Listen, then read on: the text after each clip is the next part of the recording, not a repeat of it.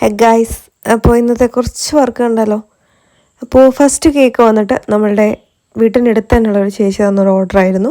Chocolate ട്രഫിളാണ് flavour വരുന്നത് കേട്ടോ. Normal design തന്നെയാണ് നമ്മൾ കീപ്പ് ചെയ്തിട്ടുണ്ടായിരുന്നത്.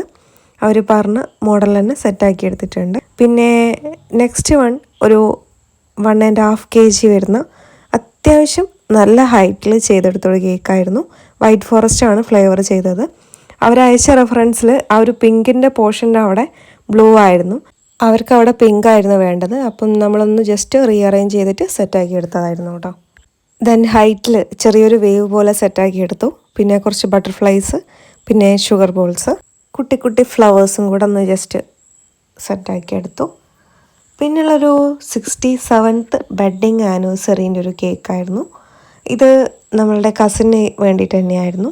1 kg സെറ്റാക്കിയിട്ടുണ്ടായിരുന്നത്. അത്യാവശ്യം നല്ല ഫ്ലാറ്റ് ആക്കിയിട്ടാണ് ചെയ്തിട്ടുണ്ടായിരുന്നത് കേട്ടോ. പീസസ് കുറേ കിട്ടണം എന്നുണ്ടെങ്കിൽ ഈ ഒരു മെത്തേഡ് ചെയ്തിട്ടുണ്ടെങ്കിൽ കുറച്ചുകൂടെ അത്യാവശ്യം നല്ല പീസസ് കിട്ടും. അപ്പോൾ ഒരുവിധം കസ്റ്റമേഴ്സും അങ്ങനെ ചെയ്യാറുണ്ട് കേട്ടോ.